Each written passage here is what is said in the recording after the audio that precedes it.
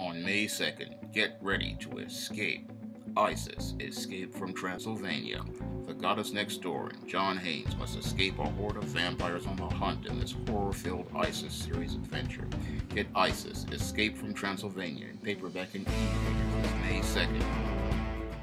I was at the library on Friday and was reading an article from the Atlanta Black Star that somebody posted on Facebook regarding the incident in the Philadelphia Starbucks. And in this article, it stated that the Starbucks chairman wanted to see a reconciliation between the white female manager who called the police on the two black men in the Philadelphia Starbucks and a resolution to the incident. And I listened to this article and it showed me how completely clueless this Starbucks chairman is to the gravity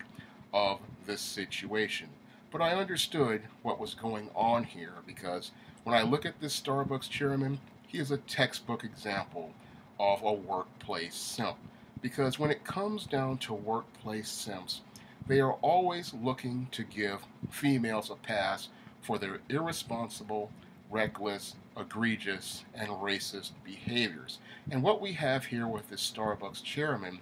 is someone who is looking to give this white female manager a pass for her irresponsible, reckless, egregious, and racist behavior, and someone who does not want to hold her accountable for behavior that has tarnished the reputation of the Starbucks brand and has tarnished the image of Starbucks in the eyes of people all over the world. No, instead of thinking about the bigger picture as related to intangibles related to Starbucks' brand and reputation, we have a chairman of the board who is more concerned with giving a female a pass instead of holding this white female accountable. Because when I look at this situation,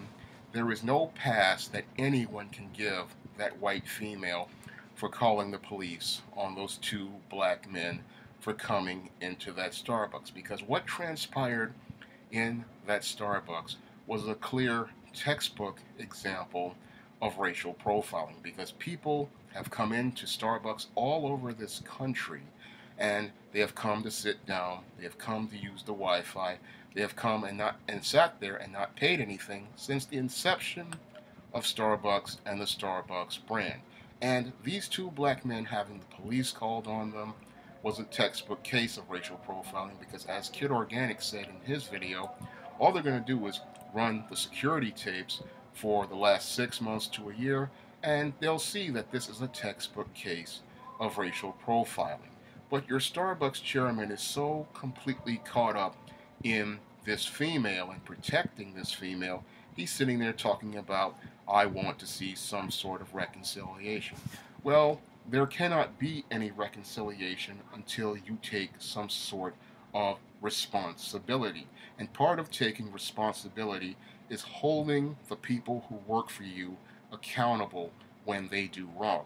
This white female needs to be held accountable because she participated in racist behavior by calling the police on these two black men and then having them arrested for something that everyone does in Starbucks across the country. People have used Starbucks locations to meet dates, and they have used Starbucks locations to go meet clients. And the reason why they do that is because Starbucks, before this incident, was considered a safe space by many for meeting clients and meeting dates. And in many cases, they would sit and wait for the people to come to meet them. And some of them, because they had just come out of the street, would use the bathroom to go wash their hands. And after they met the person, they would go place their order. That's how it's usually done in not only Starbucks, but in diners and restaurants all across the country that have open dining areas. Whenever someone wants to meet someone, they will usually meet that person first, and then they will place their order. But in this case, we have a chairman of the board going out here and looking to give this white female a pass instead of holding her accountable. And what really makes him look really bad is the fact that his own CEO went and personally apologized to these two black men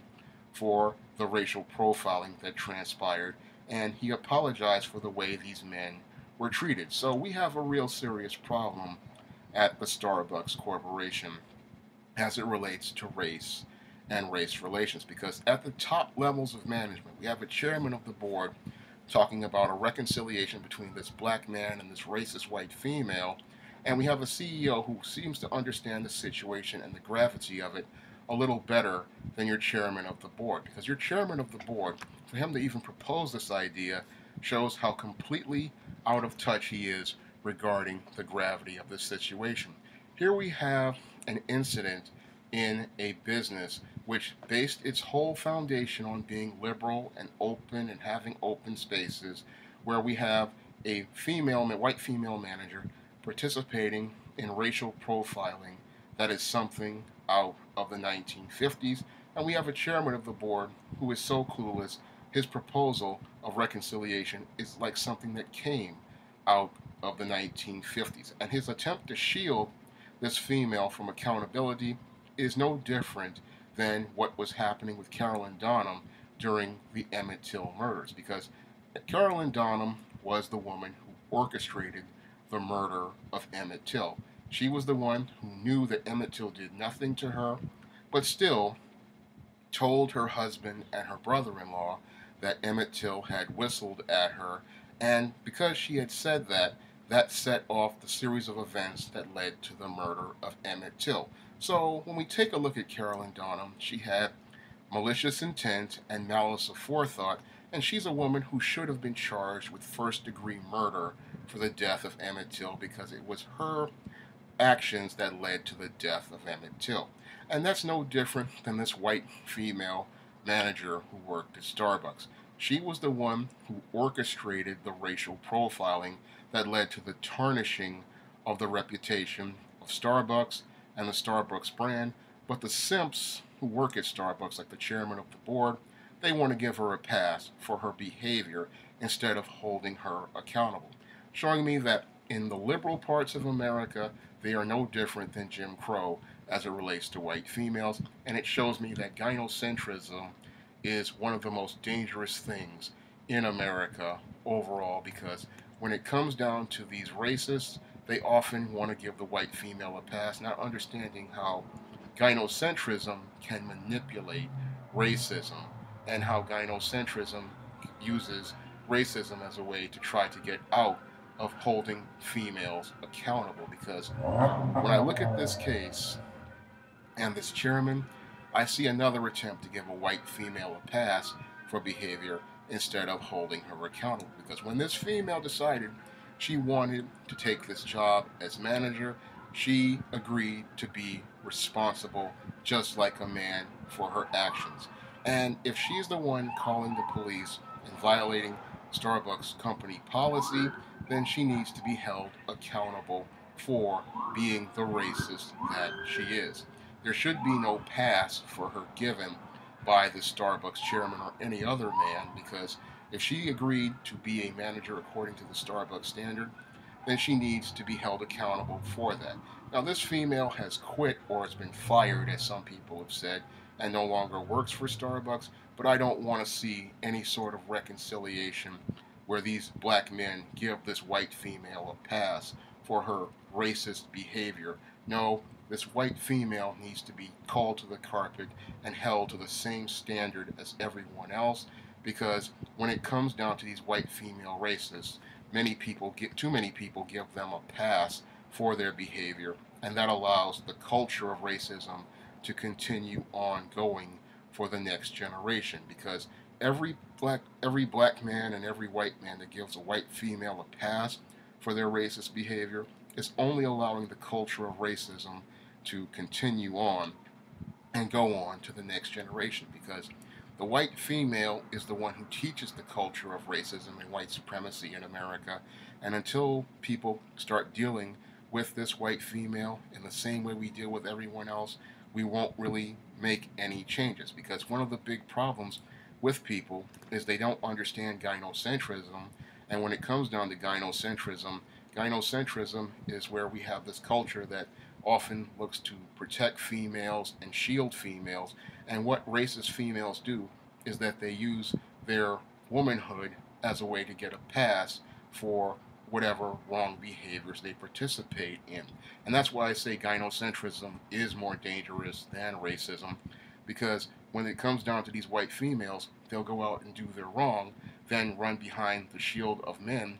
to say that they're a woman, but then get away with all the wrong that they have done. In the same way that Carolyn Donham got away with the murder of Emmett Till, and the same way this female is trying to get out from under the wrong that she did when she called the police on those two black men. Now, when it comes down to these females,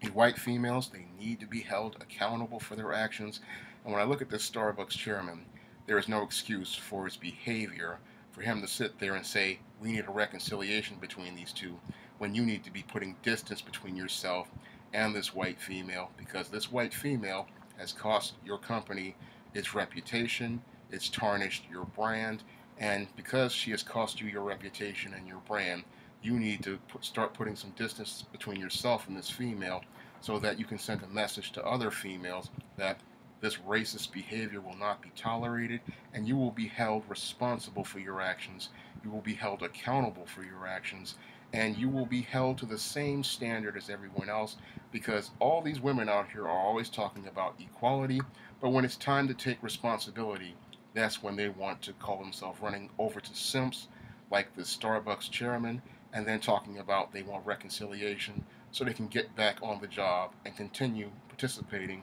in the same irresponsible, reckless, egregious, and racist behaviors, just like the racial profiling incident that happened at this Starbucks in Philadelphia. No, I say in order to stop this type of behavior, we have to stop giving women a pass, and we have to call them to the carpet and hold them to the same standard we hold men on the job, because if it was a white man who called the police on those two black men, not only would everybody be talking about having this guy fired, they would talk about how making sure that this man would never work again. There would be no talk of reconciliation from the Starbucks chairman if this was a white man, but when it comes down to the white woman, he wants to give her a pass that for behavior that should not be passed. And we need to not only hold that female accountable, but we have to go after this chairman because he is pushing a culture not only of racism, but he's pushing a culture of gynocentrism and looking to give white females a pass for racist behavior instead of holding them all to the same single standard that everyone needs to follow in a corporation as related to customer service. Because if your customer service policy is to have an open sales floor, then sales floor needs to be open to everyone, not just the people who you choose arbitrarily to make it open to. And this is something that Starbucks really needs to deal with, because if they don't deal with their customer service, their customers are just going to find another place to go get coffee from. If you'd like to see me make more videos like this, you can donate to my Patreon by clicking the link in the description box. And if you want to try some of my SJS Direct titles like the SIMP series, you may do so by clicking the link to Amazon.com. That's all I have to say for this video. You can comment, rate, and subscribe.